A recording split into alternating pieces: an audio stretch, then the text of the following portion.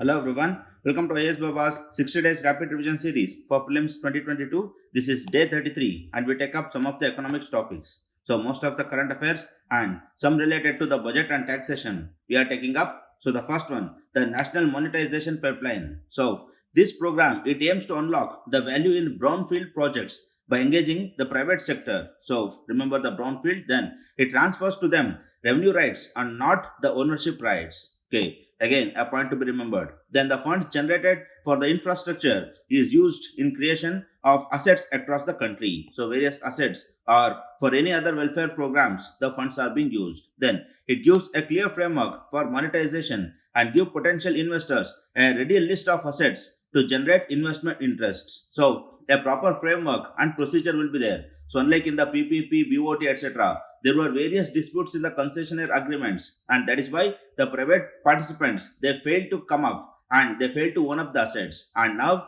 this is an opportunity for them to come up with a smooth agreement with the government and then manage the assets. Then currently only assets of the central government line ministries and the central public sector enterprises in infrastructure sector have been included. So on a pilot basis, so not all, only the central government assets, so they are being included. So here we have with percentage what are the assets included. Then the government has stressed that these are brownfield assets which have been de-risked from the execution risks. So that means so when a private company owns up an asset, so it will not incur any losses. So there is no risk of it incurring losses. So these are the brownfield. That means these properties they have been running with good business from the last 20 to 25 years, and there are least risks of that going down in their businesses. Say for example, the roadways, railways, gas pipelines, etc. So there is no chance that the number of vehicles in the roads will reduce, or might be the number of trains will reduce,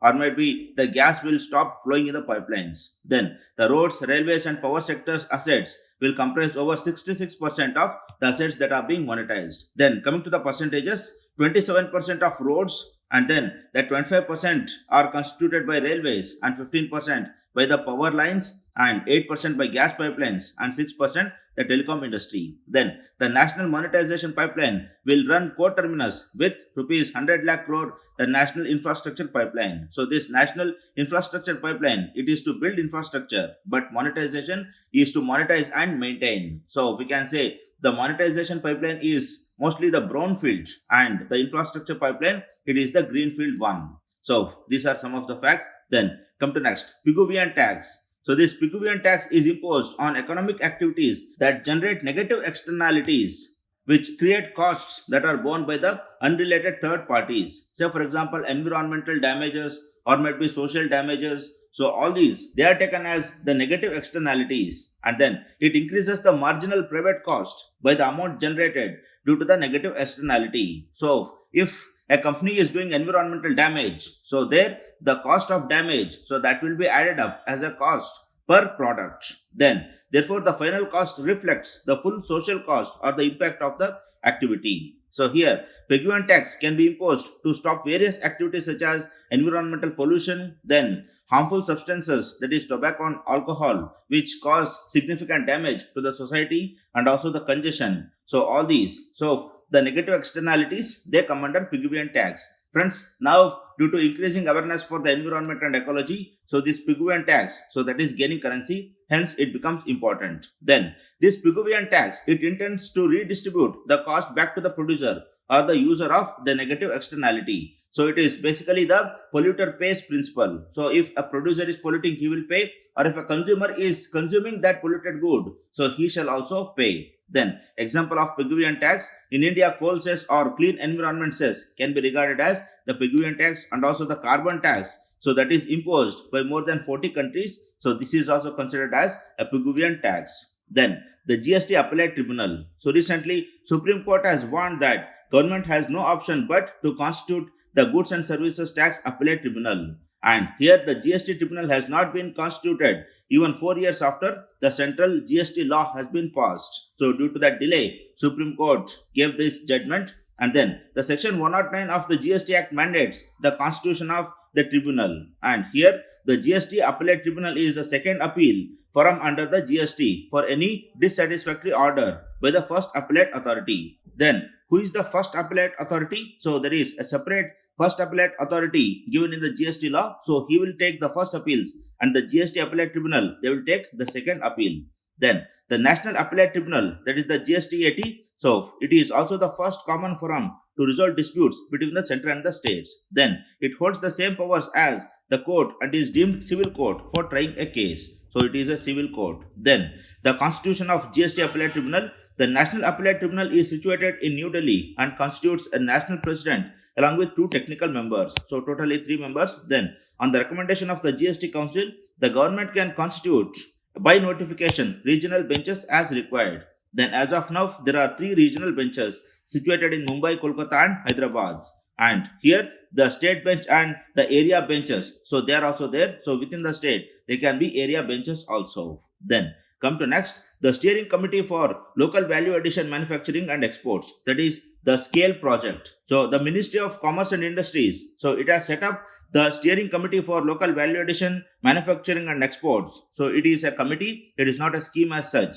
And the aim of this is for navigating Indian manufacturing away from the import dependence. And the SCALE includes the top officials from 3 industry bodies, that is the CIA, Confederation of Indian Industries, then FICI and ASSOCHAM. So these 3 pressure groups, so they are the active representatives of this project. So mark these as important and the aim of that committee. So that is more than sufficient. And also remember, it is a committee, it is not a scheme. Then the group is working on the ideas of 17 sectors, that is from toys, textiles, furnitures, e-cycle to drones, etc. And it shall have no deadlines and will follow a rigorous process for consultations to align different factions of industries. So friends, it is a committee, it is not a welfare scheme to have a target. So that is why no deadlines. So as and when the industry improves, as and when the manufacturing sector improves, so various advisors will be given up by these. Then come to next, the global minimum corporate tax. So as many of 136 countries, so they entered into an agreement to redistribute the tax rights and impose a global minimum corporate tax on large multinational corporations. Friends, here the agreement was made in 2 pillars. The first pillar is that this has to do with the basis on which the taxes should be collected. Traditionally, companies have been taxed based on where they declare their profits rather than where they do businesses. So today, with many large technology companies carrying out a huge share of their business in foreign countries, many countries have begun to demand a share of their profits. So now, wherever you do the business, so you have to pay some taxes for that nation. So the pillar 1 of the new agreement ensures that 25% of the residual profits, which is defined as the profit in excess of 10% of the revenue, is allocated to the relevant foreign country to tax. So here this clause means that if you are making 35% of profit, so for 10% you need not pay any tax, but for the additional 25%, so you have to pay the tax in that nation. So this is the first pillar, that is taxing to the nation where it does a business, not to where it is declaring its profits. Then the second pillar, the countries will legislate a global minimum corporate tax rate of at least 15% if companies have earning that go untaxed or lightly taxed in one of the world's tax havens. So their home country will impose a top-up tax that will bring the rate up to 15%.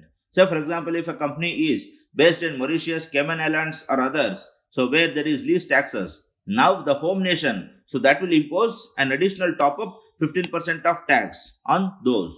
So if an American company pays only 5% tax on profits and it declares as that of its subsidiary in Ireland, the US government will now be able to impose additional 10% of the tax. So 5% of Ireland's tax and 10% of US tax. So totally 15%. So this is how the 2 pillars of the global minimum corporate tax will work. Then the scheduled bank status. So Paytm Payment Bank has been given the scheduled bank status by the Reserve Bank of India. So now Paytm Bank has been included in the second schedule to the Reserve Bank of India Act 1934. So where is this schedule located? It is located in this act as an appendix. Then the scheduled banks, a brief description. Scheduled banks are the banks that are listed in the second schedule of the Reserve Bank of India Act. Again the same. Then the bank's paid up capital and the raised fund must pay at least 5 lakh to qualify as a scheduled bank. So that means a paid up capital, that is the capital that has already been paid, and this 5 lakh that is remaining in the account of that bank.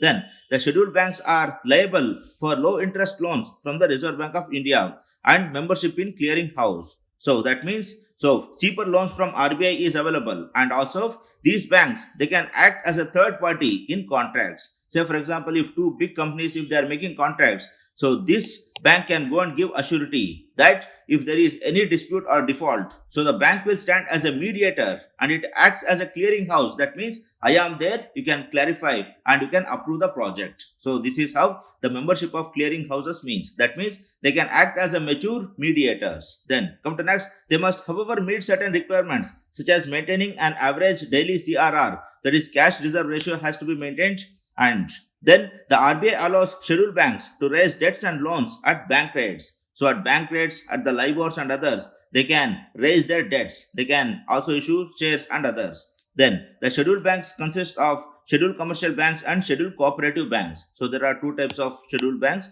and here the scheduled commercial banks, so they are also divided into the following categories, that is the public sector banks, then the private sector banks, then foreign banks in India, and the regional rural banks. So remember the RRBs, they are also the scheduled commercial banks. Then a brief differences, the scheduled banks, so they are allowed to borrow money from RBI for regular banking purposes, but non-scheduled banks, so they are not allowed to borrow from RBI. Then the returns, so scheduled banks, they have to submit their income returns periodically. So that means they should show their income, so just like how we show our income tax returns. Then no such provisions for submitting periodic returns. Then the membership of clearing house, so here the scheduled banks can become a member of a clearing house, and non-scheduled banks, they cannot become the mediators. So that we discussed. Then scheduled banks, minimum paid up capital is rupees 5 lakh, and here no such obligations. Then the scheduled bank, so they are listed in the second schedule, and non-scheduled banks, they are not listed in the second schedule. Then the cash reserve ratio, as we discussed earlier, the scheduled banks have to maintain some cash reserve ratios and the non-scheduled banks need not. So these are some of the facts regarding the scheduled banks. Then come to next, the direct monetization of fiscal deficit. So here the government deals with RBI directly, and bypassing the financial system, the government asks RBI to print new currencies in return for the new bonds that the government gives to RBI. So here printing money means not just printing physically or mechanically. It is like the government gives bonds in return for every rupee that is printed. And now the government would have the cash to spend and alleviate the stress in the economy. So sufficient liquidity will be there. Then in lieu of printing this cash, which is a liability for the RBI, it gets the government bonds. So friends, here we know that the cash is a liability to the RBI. That means if RBI is printing cash, so here it has to replace that cash with either the gold or the government bonds or any other bonds. So now it is having a liability after printing the cash. So in return of that cash, government will give the bonds. So now the assets, that is the government bonds, are the assets of RBI. So that will compensate for the liability. So now the RBI is neither incurring any loss or nor it is incurring any profits. So without any loss or profit to the RBI, the government can manage for the monetization of fiscal deficit. So here remember that the bonds are being given. The money printing means it is not simply mechanically printing the money. Then come to next, friends, it is not the first time that the direct monetization of fiscal deficit is going on. So many nations, they have either planned for this monetization due to COVID-19. Say for example in UK, the Bank of England, so that extended the direct monetization facility to the UK government. And also until 1997, RBI, it used to automatically monetize the government deficits. And in 1994, this was stopped after Rangarajan Committee's recommendation. But now the point is that given the COVID-19 situation, even Rangarajan has suggested for the monetization of fiscal deficit. So this can be taken up during the extreme situations. So not on a daily basis. Then come to next, the Indian enterprise architecture. So IndEA, it is a framework for developing a holistic architecture, treating the government as a single enterprise, which are functionally interrelated. So it means here we are going to have a single platform, and here we can avail all the services. So this is a kind of cyber infrastructure or a cyber architecture.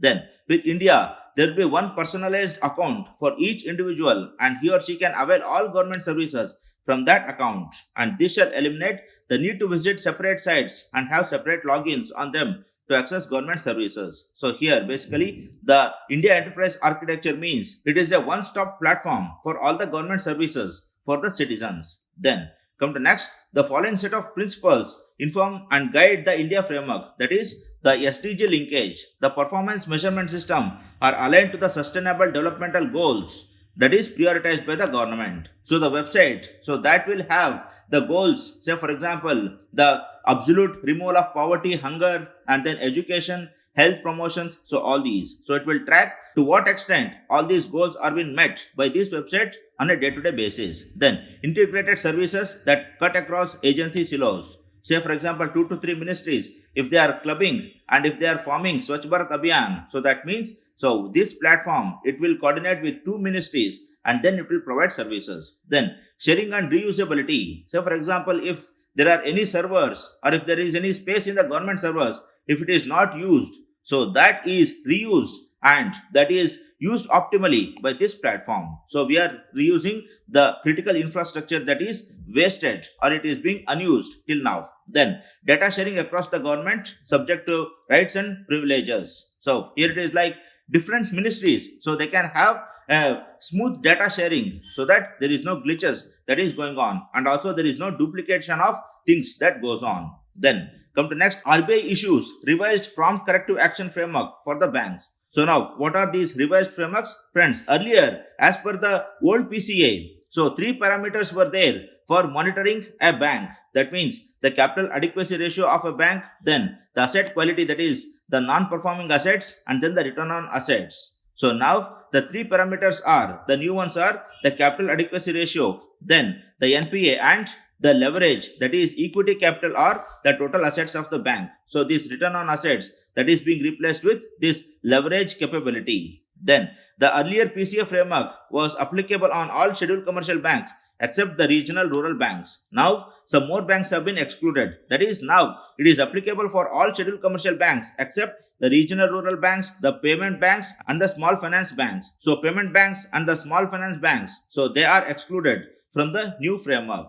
And then moving ahead, the revised framework excludes the return on assets as a parameter. So we discussed that. Then removal from the list. So payment banks and small finance banks have been removed. Then the governance related actions. That means the RBI can supersede the board under the section 36 ACA of the Banking Regulation Act. So that means earlier, so RBI could not remove any governing member from the board of governors of a bank. But now if the bank is not performing well, so it can remove, it can interfere in the management, so it can do all these things. Then the revision in the capital adequacy ratio. So now the amount of capital adequacy ratio that has to be kept is made more stringent. So the targets have been kept higher compared to the earlier ones. So these are some of the facts to be remembered. Friends, the table gives so many facts for you. So don't flood your brain with the facts. So just remember these things, only the basic ones. So that is more than sufficient here. Then come to next, the Leeds Report 2021. So recently Ministry of Commerce and Industry has released the Logistics Ease Across Different States Report 2021. So remember the Ministry of Commerce and Industry is as important here and the Leeds Report 2021. The Leeds Report is aimed at gauging the logistics performance of the states and UTs and identifying areas where they can improve the logistic performance. Then the states are ranked based on the quality and capacity of the key infrastructure, such as the road, rail and warehousing. Then and also on operational ease of logistics. So it is not only on building a quality asset. So Leeds report also looks into the maintenance quality. So how we build and how we maintain. Both are included here. And then the Leeds report is structured along 3 dimensions. One is the infrastructure, then the services provided by the infrastructure, and then the operating and the regulatory environment. So these 3 and this operating and regulatory environment is further divided into 17 parameters. So this much facts are not required. So these 3 are more than sufficient here. Then the full stack digital banks. So here the full stack digital banks, then the neo banks. So such keywords are appearing in the newspaper, but they are very simple ones. So Niti Aayog recently proposed setting up of full stack digital banks. So remember Niti Aayog's initiative. Then such banks would principally rely on the internet and other immediate channels to offer their services and not the physical branches. So market is important. Then such digital banks will issue deposits and make loans and offer the full suite of services that Banking Regulation Act empowers them. So all banking facilities will be provided, but not physically, only online. So these are the full stack digital banks. Then the neobanks. So these are the online only financial technology companies that operate solely on the digital platforms via mobile apps. And now the neobanks are disrupting the traditional banking system by leveraging the technology and artificial intelligence to offer a range of personalized services to the customers. So here remember these neobanks. So they are the companies and they are the technology oriented ones, but the Niti Aayog's full stack bank, so they are restricted by this Banking Regulation Act. So they cannot be companies, they have to be banks at least. Then come to next, the Competition Commission of India. Friends, this will always be news whenever some company is penalized for the malpractices and anti-market practices that are being followed. So that's why it becomes important. So Competition Commission of India is a statutory body responsible for enforcing the Competition Act 2002 and the Monopolies and Restrictive Trade Policies Act 1969, that is the MRTP Act, was replaced by the Competition Act 2002 on the recommendation of the Raghavan Committee. So remember this. Then the Act provides anti-competitive agreements and it provides for curbing the abuse of dominant position with the enterprises and it regulates the mergers and acquisitions also. So if these mergers and acquisitions, if they are causing adverse effect on the competition within India, so that is also being regulated and curbed. Then the Act also provides for the Competition Commission of India and the Competition Appellate Tribunal. So remember this Appellate Tribunal, the government replaced this Competition Appellate Tribunal with the National Company Law Appellate Tribunal in 2017. So we know that in 2017, many tribunals were closed and the mergers of several tribunals happened. And now in that, this Competition Appellate Tribunal was closed and the National Company Law Appellate Tribunal. So that became a common tribunal for the appeals from the Competition Commission of India. Then the composition of CCI, the commission consists of one chairperson and 6 members as per the Competition Act who shall be appointed by the central government. Then the commission is a quasi-judicial body which gives opinions to statutory authorities and also deals with other cases. So remember the quasi-judicial body. Then come to next, the Sustainable Urban Development and Service Delivery Program.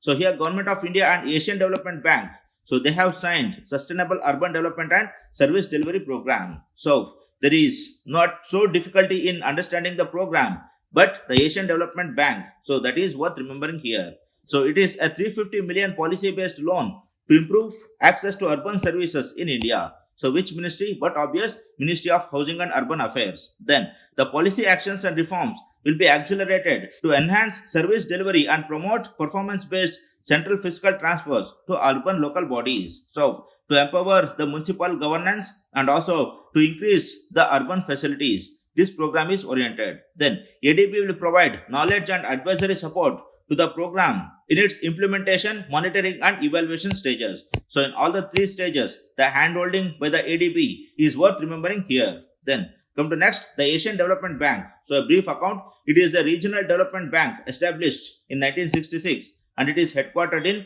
Manila, Philippines. Then the ADB was modeled closely on World Bank and has a similar weighted voting system. Then ADB is an official United Nations observer.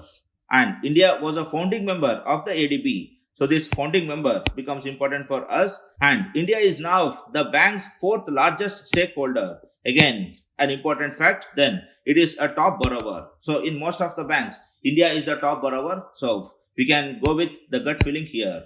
Then come to next, the reverse repo normalization. In a recent report, the State Bank of India, which is the largest public sector bank in the country, has stated that the stage is set for a reverse repo normalization. Friends, what is normalization? It is very similar to how UPSC normalizes your score in your optionals. So if one optional, it is giving excessively high marks, so now there is an effort to tone down. Or if one optional is giving low marks, so they will raise it up. So here also, the reverse repo normalization means, so there is a gap between the repo rate and the reverse repo rate. So if the repo rate is here, then the reverse repo rate is here, then normalization means, so we are bridging this gap. So to make sure that both will be in equal terms. So here the reverse repo normalization means it is expected that RBI will raise the reverse repo rate and reduce the gap between the repo and reverse repo. And in the immediate aftermath of COVID-19, RBI had increased this gap. And now it is an attempt to bridge this gap. Then over the past few months, in the face of rising inflation, several central banks, they have increased their rates and RBI, it has also signaled a rise in the repo rate. So now when the repo rate rises, so accordingly the reverse repo also has to be raised to make sure that there is a normal policy rate. So remember the rise in the repo rate and also the normalization of the reverse repo. Then come to next, Security Printing and Minting Corporation of India Limited, that is the SPMCIL. So the Delhi headquarters of the Security Printing and the Minting Corporation of India has declared a prohibited place under the section 2 of the Official Secrets Act. So remember, this prohibited place is being declared under this act by the Union Home Ministry. So remember the ministry also to prevent the entry of unauthorized person. So, but obvious the purpose is very simple. Then, the Security Printing and Minting Corporation of India Limited is a government printing and minting agency. So, again, a known fact. Then, it is under the jurisdiction of Ministry of Finance. So, mark it as important. And it was incorporated in 2006 with its registered office at New Delhi. So, not that important. Then, the role of this. So, this SPMCIL will print the currency and banknotes, then security papers, and then the judicial and non-judicial stamp papers and the postal stamps and other stationeries, then passport, visa stickers, security inks, then circulation, then commemorative coins and others. So if we see this list, then we know that SPMCIL, it is printing most of the government related documents and then the coins, rupees and other papers of judicial and economic importance. Then the company has 9 production units and that is being located in Mumbai, Kolkata, Hyderabad, Noida, Nashik, Devas and Narmadapuram. So mark Devas and Narmadapuram in the map as a part of map work.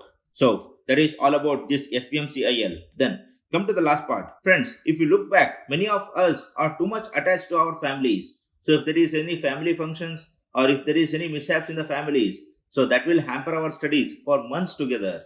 So that should not be the case. See, once we are born and once we are mature citizens, we equally belong to the nation as we belong to the family. And we equally belong to the other people around us in the community as we belong to our family. So that means, so too much of attachment to the family is not that good. Sometimes it depicts that we are having a myopic mentality. Our vision and horizon is smaller. So be a part of the society, be a part of the nation, be a part of humanity and contribute something for the humanity, and all these mishaps functions, so they will go on and on. So give the importance they ought to be given, not the over importance. So let that not hurt your vision and mission and the goal of your life. So if you achieve your dream and come back, so the family will always be there to appreciate and accredit you with the awards and accolades. So make sure that you will be the man of the humanity, you will be the man of nation, you will be the man of world and not just the man of family. So do it. All the very best. Good luck, friends.